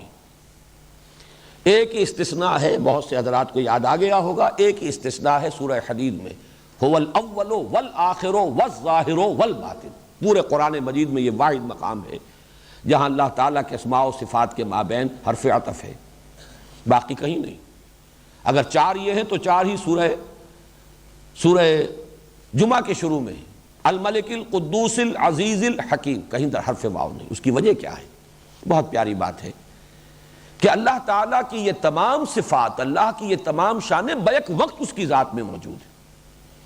یہ تو ہمارے تصور کی عدل میں تنگنائی ہے کہ ہم ان چیزوں کا بیک وقت تصور نہیں کر سکتے، ہمیں یہ متضاد نظر آتی ہیں۔ رحمانیت کچھ جدا شان ہے اور رحیمیت کچھ جدا شان ہے، ہمارے فہم کے اعتبار سے یہ جدا ہیں، اللہ کی ذات کے اندر یہ دونوں بیک وقت موجود ہیں، وہ رحمان بھی ہے اور بیک وقت رحیم بھی ہے۔ اس کی ایک طوفانی کیفیت بھی ہے، شدت بھی ہے، کثرت بھی ہے، اور اس میں دوام بھی ہے اور استمرار بھی ہے اور استقلال بھی ہے۔ میں اسے ایک سادہ سی مثال سے بیان کیا کرتا ہوں، اس وقت بھی ریکارڈ ہو جائے تو کوئی حرج نہیں۔ ہم اپنے اوپر اگر اس کو طاری کریں تو فرض کیجئے کہ کہیں کوئی سڑک پر کوئی ایکسیڈنٹ ہوا ہے، کوئی بس کا ایکسیڈنٹ ہوا ہے، کار کا ہوا ہے، فرض کیجئے کہ اس کار میں جتنے بھی سوار تھے سب کے سب ہلاک ہو گئے، کوئی دودھ پیتا بچہ باقی رہ گیا ہے جو ماں سے چمٹا ہوا، ماں کی لاش ہے، چمٹا ہوا۔ جو شخص بھی اس منظر کو دیکھے گا اس کا دل پگھل جائے گا، وہ بچہ چمٹا ہوا اپنی ماں کی لاش سے۔ فرض کیجئے کوئی پتہ نہیں یہ لوگ کون ہیں، کہاں کے ہیں، کہیں سے کوئی سراغ نہیں مل سکتا۔ آج تو خیر بڑی آسانی سے مل جاتے ہیں سراغ، ماضی میں سمجھیے کہ کچھ پتہ نہیں چل سکتا۔ ہر شخص کے دل میں ایک جذبہ ابھرے گا، گویا کہ ایک رحمت کی ہیجانی کیفیت، طوفانی کیفیت، اس بچے کی میں پرورش کروں گا، اسے میں پالوں گا، یہ لاوارث رہ گیا ہے، اس کا کوئی پالنے پوسنے والا نہیں رہا۔ یہ جذبہ یقیناً ابھرے گا، یہ ایک جوش کی کیفیت ہے، رحمت جوش میں آئے گی ہر انسان کی۔ لیکن یہ کہ ہمارا یہ جوش بہت جلدی ٹھنڈا پڑ جاتا ہے. ہو سکتا ہے کہ کچھ دنوں کے بعد ہمارے اوپر الٹا ایک احساس جو ہے افسوس تعسف کا پیدا ہو جائے کہ میرے تو پہلی بڑی ذمہ داریاں تھیں، یہ میں کیا مصیبت اپنے سر لے بیٹھا ہوں، یہ خامخواہ کا بوجھ، خامخواہ کی ذمہ داری میں نے لے لی، میرے تو اپنے جو بچے جو ہیں ان کی پرورش میرے لیے مشکل ہے. معلوم ہوا کہ ہمارا وہ جوش ٹھنڈا پڑ جاتا ہے. لیکن اللہ تعالیٰ کا جوش رحمت، بیک وقت اس میں وہ شان بھی ہے رحمانیت کی اور رحیمیت کی بھی ہے، اس میں کبھی کسی کمی کا کوئی سوال نہیں. یہ در حقیقت رحمان اور رحیم کے دونوں مفاہیم کو جمع کرنے کا جو ہے میرے نزدیک مثال کے ذریعے سے اس کو اگر سمجھانا ہو، تشبیہ کے ذریعے سے، تو شاید یہ اس سے قریب ترین بات ہے. الرحمن الرحیم مالک یوم الدین. میں اس کا جو منطقی اور فلسفیانہ جو ان میں ربط ہے وہ بیان کر چکا ہوں. وہ جزا و سزا کے دن کا مالک ہے. یہ تصور کہاں سے ابھرا؟ فطرت انسانی میں ہے نیکی اور بدی کا امتیاز. یہ فطرت کی صحت کی جو علامتیں میں نے گنوائی تھی پہلے دن، انہی میں سے ایک اہم علامت یہ ہے. یہ اخلاقی حس نہیں رہی تو انسان کی فطرت مر چکی، اندر کا اصل انسان مر چکا. ایک انسان نما حیوان باقی رہ گیا ہے جس کو قرآن کہتا ہے تم سمجھتے ہو یہ زندہ ہے، یہ تو مردہ ہے. اموات غیر احیاء، یہ زندہ نہیں ہے. اے نبی آپ سمجھتے ہیں یہ دیکھ رہے ہیں، یہ نہیں دیکھ رہے. یہ انسانوں کا سا دیکھنا نہیں دیکھ رہے. آپ سمجھتے ہیں یہ سن رہے ہیں، یہ نہیں سن رہے. یہ حیوانوں کا سا سننا سن رہے ہیں، انسانوں کا سا سننا نہیں سن رہے. لہم قلوب لا یفقہون بہا ولہم اعین لا یبصرون بہا ولہم آذان لا یسمعون بہا اولئک کالانعام بل ہم اضل. اب تو یہ چلتے پھرتے مقبرے ہیں، ان کی فطرت مر چکی. یہ اس کا مقبرہ ہے، تعزیہ ہے جو چل رہا ہے انسان کی صورت کے اندر. یہ ہے در حقیقت قرآن مجید کا فلسفہ. تو انسان کی فطرت کے زندہ رہنے اور اس کے صحت پر برقرار رہنے کا ایک بہت بڑا اس کا جو نتیجہ ہے یا اس کی علامت ہے وہ یہ ہے اخلاقی حس موجود ہو، نیکی اور بدی میں امتیاز. پھر عقل اس پر گرا لگاتی ہے. یہ بات میں نے بہت مرتبہ بیان کی. جہاں تک اللہ کی معرفت کا تعلق ہے یہ صرف فطرت کے حوالے سے ہے، لیکن جہاں آ جائے گا آخرت کا معاملہ، جزا و سزا کا، وہاں فطرت پر عقل کی گرہ لگے گی تو بات بنے گی. فطرت تو صرف یہ بتاتی ہے کہ نیکی نیکی ہے، بدی بدی ہے. یہ عقل ہے جو تقاضا کرتی ہے کہ گندم از گندم بے روید جوز جو. اب نیکی کا اچھا صلہ ملنا چاہیے، بدلہ ملنا چاہیے، بدی کی سزا ملنی چاہیے. اور مشاہدہ یہ ہے کہ نہیں مل رہا بدلہ، بلکہ الٹی گنگا بہ رہی ہے. آپ کوئی اخلاقی اصول نہ رکھتے ہو، ہر راستہ آپ کے لیے کھلا ہے، کشادہ ہے، بڑھتے چلے جائیے. جہاں آپ نے کوئی اپنے لیے اصول بنا لیے، اب قدم قدم پر بندش ہے، قدم رک رہے ہیں، آپ آگے بڑھ نہیں سکتے، بلکہ یہ کہ الٹے لینے کے دینے پڑ جاتے.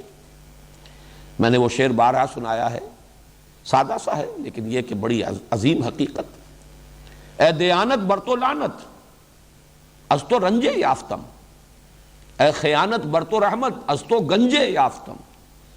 اے دیانت تجھ پر لعنت ہو کہ تیری وجہ سے تو میرے دوست بھی ناراض ہو گئے. صحیح بات کہہ کے دیکھیے دوستوں کے سامنے، سچی بات کڑوی ہوتی ہے. از تو رنجے یافتم، مجھے رنج ملا ہے. اور اے خیانت بر تو رحمت از تو گنجے یافتم، اے خیانت تجھ پر رحمت ہو، تیرے ذریعے سے مجھے خزانے ملے.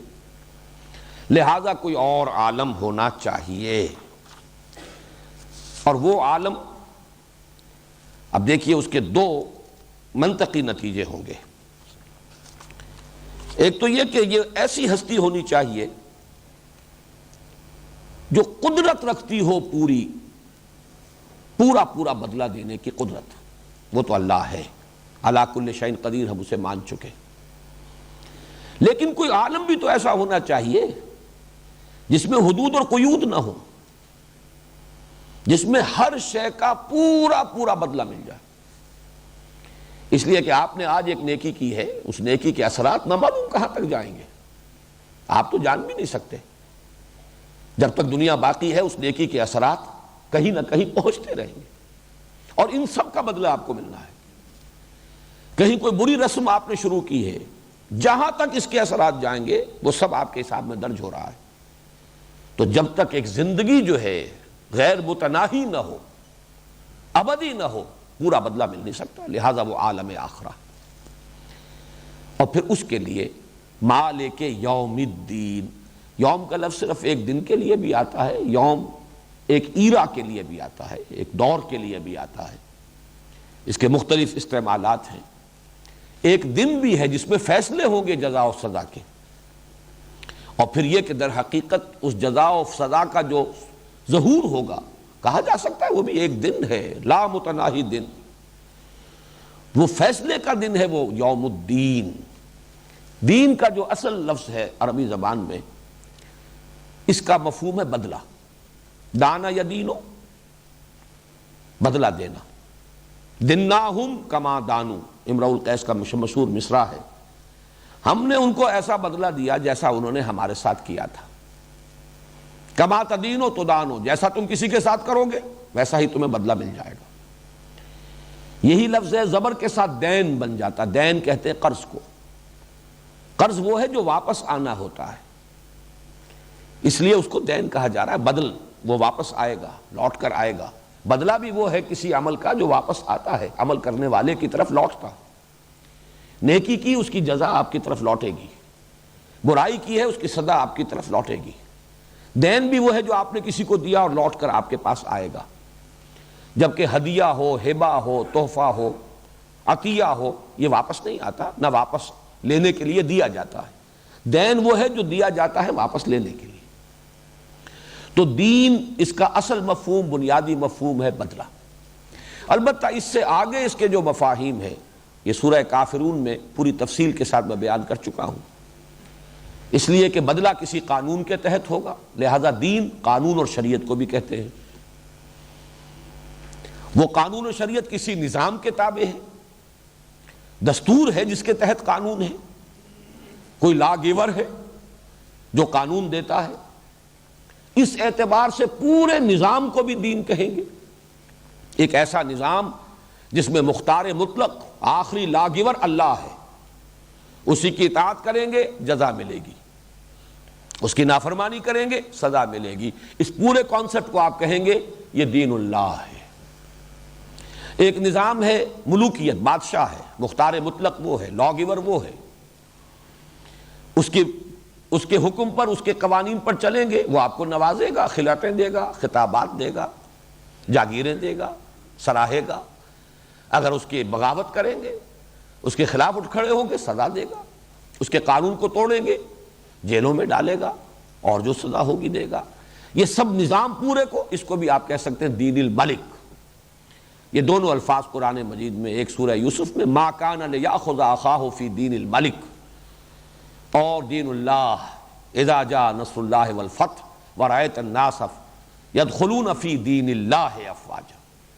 تو یہ دین کے، یہ یوں سمجھیے کہ 3 سٹوریز ہیں اس کی۔ بنیادی مفہوم ہے بدلہ، مالک یوم الدین، جزا و سزا کے فیصلے کے دن کا مختار مطلق۔ اس سے اوپر کی سٹوری قانون، شریعت، اس لیے کہ بدلہ کوئی نہ کوئی قانون مجازات ہوگا تو بدلہ ملے گا، کوئی نہ کوئی قانون ہے جس کی پیروی کریں گے، پابندی کریں گے، سزا جو جزا ملے گی، ستائش ہوگی، نافرمانی کریں گے، توڑیں گے، سزا ملے گی۔ اس سے اوپر وہ قانون کسی نظام کا ایک جز ہے، اس میں کوئی ہستی ہے جس کو مانا گیا ہے بالا ترین، اور اس کے تابع پورا نظام زندگی جو ہے اس کا نقشہ بنا ہے، یہ دین ہے۔ وہ دین الملک ہو، دین جمہور ہو جدید اصطلاح میں جمہوریت، یا دین اللہ ہے جس میں حاکمیت اللہ کی ہے، جس کا منطقی نتیجہ کیا ہے؟ انسانوں کے لیے خلافت ہے۔ بہرحال یہاں یہ چونکہ یہ اساس القرآن ہے، سورہ فاتحہ، اس میں لفظ دین آیا ہے اپنے اساسی مفہوم میں جو پہلی منزل ہے، مالک یوم الدین، جزا و سزا کے دن کا مالک، مختار۔ لمن الملک اليوم، للہ الواحد القہار۔ بادشاہ حقیقی اب بھی وہی ہے، اختیار مطلق اب بھی اسی کا ہے، ملک اور مالک حقیقتاً وہی ہے اب بھی، لیکن ابھی پردے پڑے ہوئے ہیں۔ ابھی کبھی کوئی فرعون بیٹھا ہوتا ہے، الیس لی ملک مصر، دعویٰ کر رہا ہے کیا میری نہیں ہے بادشاہی مصر میں؟ وَهَٰذِهِ الْأَنْهَارُ تَجْرِي مِن تَحْتِي، اور یہ سارا آبپاشی کا نظام میرے اختیار میں ہے، جس کو چاہوں پانی دوں، جس کا چاہوں پانی روک دوں۔ یہ فرعونیت ہے۔ کبھی کوئی فرعون ہے، کبھی کوئی نمرود ہے، کبھی کوئی ایک قوم دوسری قوم پر حاکم بن کر بیٹھ جاتی ہے، کبھی کوئی کسی علاقے یا قوم کے عوام خود حاکمیت کے مدعی بن جاتے ہیں۔ یہ سب یوں سمجھیے کہ سراب ہے، دھوکہ ہے، ڈرامے ہیں جو ہو رہے ہیں۔ مالک حقیقی اور ملک حقیقی، بادشاہ حقیقی اب بھی وہی ہے، لیکن اس وقت وہ غیب کا پردہ حائل ہے، ابھی پردے پڑے ہوئے ہیں۔ اس دن یہ پردہ اٹھ جائے گا اور معلوم ہو جائے گا کہ مالک یوم الدین وہی ہے۔ مالک جو ہے یہ ملک یملکو، اس کے دو معنی ہیں عربی زبان میں، مالک ہونا، حکمران ہونا۔ ملک یملکو، اسی سے ملک بن گیا تو حکمران، اور مالک بن گیا کسی شے کا اونر، کسی شے کی جس کی وہ ملکیت ہے۔ تو مالک، اور یہ جیسے لکھا جاتا ہے چونکہ ایک قرات ملک یوم الدین بھی ہے، بادشاہ مطلق وہی ہے اس دن کا۔ لمن الملک اليوم، کہا جائے گا کس کے لیے ہے بادشاہی آج؟ وہ ساری بادشاہیاں جو دنیا میں تم نے جو ڈرامے رچائے تھے ختم ہوئے، آج بتاؤ بادشاہی کس کی ہے؟ لمن الملک اليوم للہ الواحد القہار، کہا جائے گا اللہ کے لیے ہے جو تنہا ہے، اکیلا ہے، الواحد ہے، قہار ہے، پوری طرح چھایا ہوا ہے، مسلط ہے، مستولی ہے، کوئی اس کے سامنے چوں نہیں کر سکتا جب تک کہ اس کی اجازت نہ ہو۔ لا یتکلمون الا من اذن له الرحمن وقال صوابا۔ یہ ہے مالک یوم الدین۔ یہاں یوں سمجھیے کہ پہلا جملہ مکمل ہوا، یہ وہ معرفت ہے جو انسان کو خود حاصل ہو سکتی ہے، یہ ہدایت نظری جہاں تک کہ انسان خود پہنچ سکتا ہے۔ اس کے لیے جو سورہ لقمان میں حضرت لقمان کی مثال آئی ہے، میں اس کی طرف دوبارہ ریفر کر رہا ہوں۔ دیکھیے اس معرفت میں نبی اور رسول کے ذریعے سے اس خاکے میں بڑے تفصیلی رنگ بھرے جاتے ہیں۔ اللہ کے اسماء و صفات کا علم ہوتا ہے انبیاء کے ذریعے سے، لیکن یہ اجمالی معرفت کہ کل خیر، کل حسن، کل کمال اللہ ہی کا ہے، وہی منبع خیر ہے، وہی منبع ربوبیت ہے، وہی منبع حسن ہے، وہی منبع رحمت ہے، یہ اجمالی معرفت انسان کو حاصل ہو جائے گی۔ اسی طریقے سے قانون مجازات کہ بدلہ ضرور ملے گا، ممکن نہیں ہے کہ بدلہ نہ ہو، یہ اندھیر نگری چوپٹ راج نہیں ہو سکتی، بدلہ مل کر رہے گا۔ یہ وہ سلیم الفطرت، سلیم العقل انسان یہاں تک تو پہنچ جائے گا، لیکن اس میں یہ تفصیلات کا رنگ کہ ایک وقت قیامت آئے گی، قیامت کے بعد کچھ عرصے کے بعد ریزریکشن ہوگی، بعث بعد الموت ہوگا، حشر و نشر ہوگا، تم جمع کیے جاؤ گے، تمہیں کھڑے ہونا ہوگا، یوم یقوم الناس لرب العالمین، پھر حساب کتاب ہوگا، وزن اعمال ہوگا، جس کے پلڑے بھاری ہوں گے اس کے لیے فہو فی عیشۃ راضیہ واما من خفت موازینہ فامہ ہاویہ، پھر وہ کیا ہے؟ وہ جنت ہے جس میں یہ نعمتیں ہیں، اور وہ سزا کیا ہے؟ وہ جہنم ہے جس کی یہ سزائیں ہیں۔ یہ تفصیل جو ہے یہ بہرحال انبیاء کے بغیر، وحی کے بغیر معلوم نہیں ہو سکتی۔ وہ فطرت سلیمہ، عقل سلیم صرف یہاں تک پہنچا دے گی، بدلہ ہو کر رہے گا۔ اعمال انسانی ضائع ہونے والی شے نہیں ہے۔ چنانچہ آپ دیکھتے ہیں سورہ لقمان میں بس یہی دو چیزیں آئی ہیں، قیامت کا ذکر، بعث بعد الموت کا ذکر، حشر و نشر کا ذکر، وزن اعمال کا ذکر، جنت کا ذکر، دوزخ کا کچھ نہیں۔ پہلی بات کیا تھی؟ وَإِذْ قَالَ لُقْمَانُ لِابْنِهِ وَهُوَ يَعِظُهُ يَا بُنَيَّ لَا تُشْرِكْ بِاللَّهِ إِنَّ الشِّرْكَ لَظُلْمٌ عَظِيمٌ۔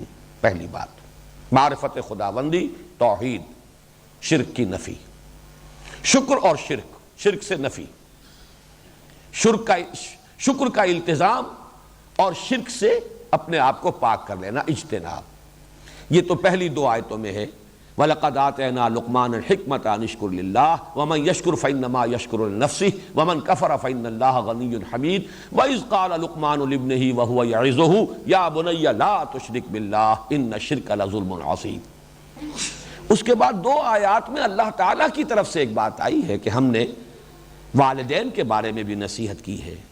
لقمان نے اپنے بیٹے کو ہمارا حق بتایا، ہم تمہیں جو والدین کا حق ہے وہ بھی بتا دیتے ہیں۔ وَوَصَّيْنَا الْإِنسَانَ بِوَالِدَيْهِ، یہ اللہ کی طرف سے۔ اس کے بعد پھر آتی ہے 5ویں آیت، یا بنی انہا ان تک مثقال حبۃ من خردل فتکن فی صخرۃ او فی السماوات او فی الارض یأت بها اللہ ان اللہ لطیف خبیر۔ اے میرے بچے، اس حقیقت کو اچھی طرح ذہن نشین کر لے، دل میں گرہ باندھ لے کہ انسانی عمل خواہ وہ ذرے کے ہم وزن ہو، رائی کے دانے کے ہم وزن، مثقال حبۃ من خردل فتکن فی صخرۃ او فی السماوات او فی الارض، پھر وہ کسی چٹان میں ہو، کسی غار کے اندر گھس کر وہ کام کیا گیا ہو، زمین کی کہیں گہرائی کے اندر اتر کر کام کیا گیا ہو، یا فضا اور خلا کی پہنائیوں میں، فتکن فی صخرۃ او فی السماوات او فی الارض یأت بها اللہ، اللہ اسے لے آئے گا۔ ان اللہ لطیف خبیر، یقیناً اللہ لطیف اور خبیر ہے۔ اور اس کے فوراً بعد یا بنی اقم الصلاۃ، معلوم ہوا کہ وہ جو فکر ہے، فکر صحیح، ہدایت نظری، اس کے یہی 2 جز ہیں۔ ان کے اندر تفصیلات کا رنگ جو ہے وہ نبوت اور رسالت کے ذریعے سے بھرا جائے گا۔ خاکہ یہی ہے بنیادی، جو سلیم الفطرت اور سلیم العقل انسان جہاں تک پہنچ گیا، نبوت اور رسالت سے اب اس میں تفصیلات کا رنگ بھرا جائے گا۔ لیکن وہ جو ربط ہے اس کے بعد یا بنی اقم الصلاۃ، وہی یہاں پر ہے ترتیب ایاک نعبد۔ پہلا جملہ مکمل ہوا، الحمدللہ رب العالمین الرحمن الرحیم مالک یوم الدین ایاک نعبد، اور اس ایاک نعبد کا تعلق اس حکمت کے اعتبار سے الحمدللہ کے ساتھ ہے۔ اے اللہ، ہم تیرے احسانات کا کیا بدلہ ادا کریں سوائے اس کے کہ ہم عہد کرتے ہیں، وعدہ کرتے ہیں۔ ایاک نعبد، چونکہ اس میں فعل مضارع استعمال ہوا ہے اور اس میں حال بھی ہے، مستقبل بھی، عربی زبان میں یہ دونوں زمانے جو ہیں اس کے اندر موجود ہیں، تو ترجمہ ہوگا ہم تیری ہی بندگی کرتے ہیں اور تیری ہی بندگی کرتے رہیں گے، اور ہم تجھ ہی سے مدد مانگتے ہیں اور تجھ ہی سے مدد مانگتے رہیں گے۔ یہ وہ درمیانی حصہ ہے، وہ ترازو والی جو شکل پچھلی مرتبہ جو آپ کو ہم نے تقسیم بھی کی اور یہاں بھی آپ نے دیکھی تھی ریفلیکٹر پر، وہ ڈنڈی جو ہے ترازو کی، جس کے درمیان وہ مٹھ ہے، واو، اور یہ 2 جملے ہیں، ذرا نوٹ کیجئے، پہلی 3 آیات مل کر ایک جملہ بنی، آخری 3 آیات مل کر بھی ایک جملہ بنیں گی، اہدنا الصراط المستقیم صراط الذین انعمت علیہم غیر المغضوب علیہم ولا الضالین۔ لیکن یہ درمیان کی ڈنڈی جو ہے، جس کے بارے میں حدیث قدسی کے الفاظ تھے، ھذا ما بینی و بین عبدی، یہ میرے اور میرے بندے کے مابین ہے۔ اس میں ایک میثاق ہوا ہے، قول و قرار ہوا ہے، ایک عہد ہوا ہے۔ میں نے لفظ استعمال کیا تھا، اگرچہ ذرا جسارت والی بات ہے، مصافحہ ہوا ہے، یہ ہینڈ شیک ہے بندے کا اپنے رب کے ساتھ، مبایعہ، بیعت ہوئی ہے، عہد ہوا ہے، معاہدہ، مبایعہ، مصافحہ، یہ سب کیا ہے؟ 2 فریقوں کے مابین۔ ایاک نعبد، تیری ہی بندگی کرتے ہیں اور کریں گے۔ یہ جو عبادت کا تصور ہے، اس کو بھی اب ذرا نوٹ کر لیجئے۔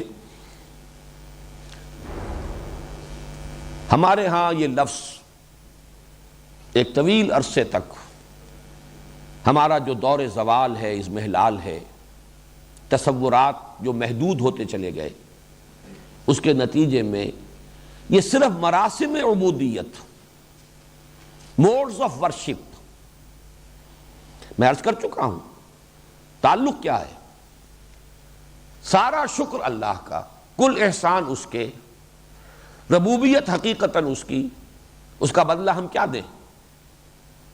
اس کے سامنے سر جھکائیں، اظہار عجز کریں، تذلل، عاجزی اختیار کریں، اس کی تکبیر کریں، تحمید کریں، تسبیح کریں، یہ مراسم عبودیت ہے۔ چونکہ جو مشرکانہ جو تصورات دنیا میں رہے، ان میں عبادت صرف انہی پر مشتمل تھی، اطاعت کا پہلو اس میں موجود نہیں رہا۔ سورج کی اطاعت کیا کریں گے آپ؟ سورج آپ کو کوئی حکم نہیں دیتا۔ چاند دیوی ہے، پوج لیجئے اس کو، کوئی اظہار عجز کر لیجئے، کوئی اس کے سامنے ماتھا ٹیک دیجئے، کوئی اور رسم جو ہے بنا لیجئے۔ اس نے کوئی آپ کو کوڈ نہیں دیا، کوئی قانون نہیں دیا، کوئی شریعت نہیں دی کہ آپ اس کی بندگی کریں۔ گویا کہ یہ دو الفاظ جو ہے پرستش اور بندگی، پرستش میں یہی ہے کسی کے سامنے اظہار عاجزی، کسی کی عظمت کا اعتراف، کسی کے مدح و ثنا، کسی کی حمد، کسی کے لیے تعریف کے گن گائے جائیں، شکر کے ترانے الاپے جائیں، یہ ہے پرستش۔ اور بندگی، عبادت کے لفظ کے اندر یہ دوسرا جو اس کا انٹیگرل پارٹ ہے، بندگی، اطاعت، مشرکانہ معاملات میں یہ حصہ اس میں سے ساقط ہو جاتا ہے۔ بتوں کو پوج رہے ہیں، کیا مطلب؟ صرف اس کے سامنے ڈنڈوت کر دیں گے، ان کے سامنے سجدہ کر دیں گے، ان کے سامنے کچھ حلوے ماڑے لا کر رکھ دیں گے، اور کیا کریں گے؟ بتوں نے کوئی حکم تو نہیں دیا، انہوں نے کوئی ہدایات نہیں دی، کوئی ان کی عطا کردہ شریعت نہیں ہے، کوئی انہوں نے قانون نہیں دیا۔ لہذا مشرکانہ تصورات میں عبادت کا مفہوم صرف پرستش رہ جاتا ہے، بندگی نہیں۔ حالانکہ عبادت کا انٹیگرل پارٹ ہے بندگی، غلامی، محکومی، جس کے لیے کہ سب سے بڑا ثبوت قرآن حکیم سے جو ہے وہ میں آپ کو جو مکالمہ ہوا تھا حضرت موسیٰ علیہ السلام اور فرعون کے مابین۔ اصل میں قرآن مجید تو اپنی اصطلاحات کو خود مبرہن کر دیتا ہے، اس طرح محفوظ کر دیتا ہے کہ آپ کو اکثر و بیشتر باہر جانے کی اور کہیں اور دیکھنے کی ضرورت نہیں۔ جب حضرت موسیٰ علیہ السلام پہلی مرتبہ پہنچے ہیں دربار میں اور اپنی رسالت کا پیغام پیش کیا ہے، تو فرعون نے جو جواب دیا اور اس کے حواریوں نے اور اس کے جو سردار تھے، فَقَالُوا أَنُؤْمِنُ لِبَشَرَيْنِ مِثْلِنَا وَقَوْمُهُمَا لَنَا عَابِدُونَ، انہوں نے کہا کیا ہم ایسے دو انسانوں کی بات مانیں گے، ان کا کہنا مانیں گے، ان کے بتائے ہوئے راستے پر چلیں گے جو ہم جیسے ہیں؟ ایک تو یہ کہ ہم جیسے بشر ہیں موسیٰ اور ہارون، اور اس سے بھی بڑی بات وَقَوْمُهُمَا لَنَا عَابِدُونَ، ان کی تو قوم ہماری غلام قوم ہے۔ یہاں پرستش کا تصور بالکل نہیں آ سکتا۔ ظاہر بات ہے کہ بنی اسرائیل فرعون کی پرستش نہیں کرتے تھے۔ یہاں عابدون کا لفظ کس معنی میں آیا؟ غلامی، محکومی، اطاعت گزاری، تابع ہونا، کسی کے فرمان کو واجب الاذعان سمجھنا، صرف یہ مفہوم ہے یہاں۔ فرعون کی پرستش ہرگز ثابت نہیں ہے کہ بنی اسرائیل مصر میں فرعون کی پرستش کرتے ہوں، معاذ اللہ، اس کا کوئی امکان نہیں۔ ابراہیم کی نسل سے تھے، ان میں اخلاقی زوال اور پستی جو ہے وہ آ گئی تھی، لیکن یہ توحید، اس کی نعمت ان کے پاس موجود تھی۔ مجبوراً ایک غلامی ہے، محکومی ہے، جبری اطاعت ہے، وہ ہو رہی ہے۔ تو معلوم ہوا کہ لفظ عبادت کے اندر یہ مفہوم، اور خالص یہ مفہوم بغیر پرستش کے مفہوم کے قرآن مجید سے ثابت ہے۔ اچھا، یہ تو تھا فرعون کا قول، کہا جا سکتا ہے کہ یہ تو فرعون کا قول نقل کیا اللہ نے، لیکن خود حضرت موسیٰ علیہ السلام کا قول ہے، یہ سورہ مومنون میں ہے، وَتِلْكَ نہیں، سورہ شعراء میں ہے، بلکہ پہلی آیت جو ہے وہ سورہ مومنون کی تھی۔ سورہ شعراء میں حضرت موسیٰ نے ریٹارٹ کیا، اسی طریقے سے آنکھوں میں آنکھیں ڈال کر ڈٹ کر جرأت کے ساتھ جواب دیا، وَتِلْكَ نِعْمَةٍ تَمُنُّهَا عَلَيَّ أَنْ عَبَّدتَّ بَنِي اسرائیل، اس نے یہ کہا تھا أَلَمْ نُرَبِّكَ فِينَا وَلِيدًا، اے موسیٰ تم وہی نہیں ہو جسے ہم نے اپنے ہاں، اپنے گھر میں، اپنے محل میں رکھ کر پالا پوسا تھا جبکہ تم چھوٹے سے تھے، ہمارے ٹکڑوں پر پلے ہو، اور آج ہماری ہی بلی ہمیں کو میاؤں، آ گئے ہو ہمارے سامنے رسول بن کر، رسالت کا دعویٰ لے کر۔ أَلَمْ نُرَبِّكَ فِينَا وَلِيدًا، تم تو ہمارے ٹکڑوں پر پلے، ہمارے گھر میں تم نے پرورش پائی۔ اس کا جواب دیا ہے اسی طرح، in the same coin، وَتِلْكَ نِعْمَةٌ تَمُنُّهَا عَلَيَّ أَنْ عَبَّدتَّ بَنِي اسرائیل، یہ احسان تم مجھ پر جتا رہے ہو، بڑا احسان تم نے مجھ پر کیا، حالانکہ تم نے میری پوری قوم کو اپنا غلام بنا رکھا ہے۔ وہ ظلم اور ستم کی چکی میں جس طرح پیس رہے ہو وہ تمہارے سامنے نہیں ہے۔ ایک فرد کو اگر وہ محل میں پل گیا ہے تو اس کے اوپر تو احسان جتا رہے ہو، اور یہ بھول گئے ان عبدت بنی اسرائیل۔ اب یہ تعبید، غلام بنا لینا، جبراً کسی کو محکوم بنا لینا، اس کے لیے گویا کہ یہ نص قطعی ہے قرآن مجید کی یہ آیت، اور یہ حضرت موسیٰ علیہ السلام کی طرف سے قرآن مجید میں بیان ہو رہا ہے۔ تو نوٹ کیجئے کہ در حقیقت عبادت کا مفہوم جمع ہوتا ہے فارسی کے دو الفاظ کو جمع کرنے سے، پرستش اور بندگی۔ زندگی آمد برائے بندگی، زندگی بے بندگی شرمندگی۔ شیخ سعدی نے بہت خوبصورتی کے ساتھ اس لفظ کا مفہوم جو ہے وہ ادا کیا ہے۔ میں چند جملوں میں عرض کر رہا ہوں، چونکہ مشرکانہ تصورات میں عبادت رہ جاتی ہے صرف پرستش کے مفہوم میں، ہمارے ہاں مسلمانوں میں بھی ایک طویل جب زوال کا دور آیا ہے، عبادت صرف نماز روزے کے لیے یہ لفظ مخصوص ہو کر رہ گیا۔ اس 20ویں صدی عیسوی کی جو احیائی تحریکیں ہیں، اور ان میں وہ عظیم تحریکیں بھی ہیں اور کچھ ایسے بھی ہیں کہ جو بعض پہلوؤں سے غلط رخ پر چلے گئے، لیکن یہ کہ کم سے کم اس مفہوم کو اجاگر کرنے میں انہوں نے بھی رول پلے کیا ہے۔ میری مراد یہاں پر منکرین سنت سے ہے۔ یہ تصور بہرحال انہوں نے بھی اجاگر کیا ہے کہ عبادت کا مفہوم صرف نماز روزہ نہیں ہے، بلکہ پوری زندگی میں اللہ کی اطاعت، زندگی کے ہر گوشے میں اللہ کے قانون کو، اللہ کے فرمان کو واجب الاذعان سمجھنا، اس کی اطاعت، اس کی بندگی۔ یہ تصور جو ہے یہ اس دور میں خوب نکھرا ہے، اخوان المسلمون کے ذریعے سے بھی، جماعت اسلامی کے ذریعے سے بھی، اور یہ تو بہرحال یعنی کم سے کم اپنے عقائد کے اعتبار سے صحیح رخ کے اوپر چلنے والی تحریکیں ہیں۔ سیاست میں کن وادیوں کی طرف وہ بھٹک کر رہ گئے یہ علیحدہ بات ہے، لیکن فکر کے اعتبار سے انہوں نے واضح کیا کہ عبادت کا مطلب صرف مراسم عبودیت نہیں ہے، بلکہ عبادت کا مطلب پوری زندگی میں اللہ کی بندگی اور اطاعت۔ لیکن اس میں بھی ایک کمی ہے، کمی تھی کہہ لیجئے، اور یہ کہ ہے جستجو کے خوب سے ہے خوب تر کہاں، تدریجاً لترکبن طبقا عن طبق، ان تصورات میں کے نکھرنے میں بھی درجہ بدرجہ جو ہے وہ بات واضح ہو رہی ہے۔ الحمدللہ کہ ہم نے اس کو نکھارا ہے، اس میں اللہ تعالیٰ نے ہمیں توفیق عطا فرمائی ہے کہ یہ جو احیائی تحریکیں ہیں ان کے ہاں بھی اس میں اطاعت پر اتنا زیادہ زور آ گیا ہے کہ ایک دوسری اہم حقیقت نگاہوں سے اوجھل ہو گئی، اور وہ ہے محبت۔ عبادت کا جسد ظاہری اطاعت ہے، لیکن اس کی روح باطنی محبت ہے۔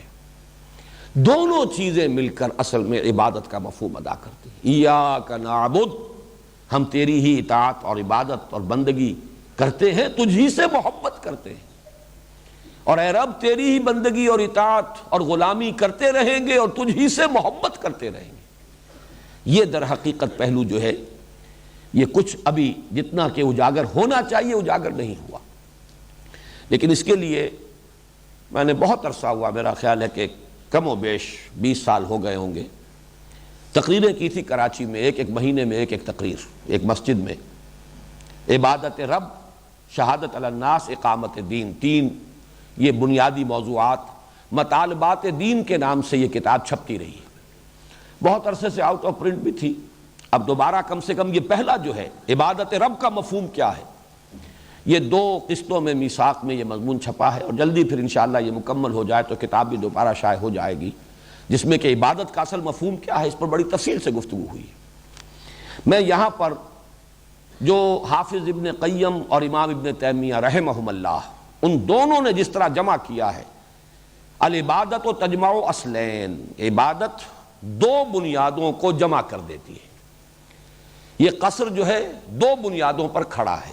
عبادت غایت الحب و غایت الذل والخضوع، 2 بنیادیں کیا؟ انتہا درجے کی محبت اللہ کی، اور انتہا درجے میں اللہ کے سامنے جھک جانا، بچھ جانا، اس کا مطیع اور منقاد بن جانا، اسی کے سامنے سر تسلیم خم کر دینا، بچھ جانا شاید سب سے زیادہ صحیح اس کی توجیہ ہوگی۔ تو یہ دونوں چیزیں جب مکمل ہوگی تب عبادت کا تصور مکمل ہوگا۔ ایاک نعبد، اے اللہ ہم سب سے بڑھ کر تجھی سے محبت کرتے ہیں اور کرتے رہیں گے۔ یہ سب سے بڑھ کر کے لفظ کا اضافہ میں کر رہا ہوں، سورہ بقرہ میں تقریباً اس کے وسط میں جا کر یہ آیت آئے گی، والذین آمنوا اشد حبا للہ، جو حقیقت میں صاحب ایمان ہے وہ شدید ترین ہے اللہ کی محبت میں، سب سے بڑھ کر محبت کرتے ہیں اللہ کے ساتھ۔ تو محبت کے جذبے سے سرشار ہو کر ہمہ تن، ہمہ وقت، ہمہ وجوہ اللہ کی اطاعت میں اپنے آپ کو دے دینا، یہ عبادت ہے۔ یہ وہ مطلوب عبادت ہے جس کا ہم اللہ سے عہد کرتے ہیں، ایاک نعبد، اللہ کا شکر ہے کہ آج ہم اس سورہ مبارکہ کے نصف تک تقریباً پہنچ گئے، اس لیے کہ اب اس آیہ مبارکہ کا نصف ثانی جو ہے وہ اس سورہ مبارکہ کے نصف ثانی سے متعلق ہے، وَإِيَّاكَ نَسْتَعِينُ۔ وہ جو حدیث میں آیا تھا کہ قسمت الصلاۃ بینی و بین عبدی نصفین، اس میں یہ نصف اول سورہ فاتحہ کا آج مکمل ہو گیا۔ انشاءاللہ کل نصف ثانی کا مطالعہ کریں گے۔ بارک اللہ لی و لکم فی القرآن العظیم۔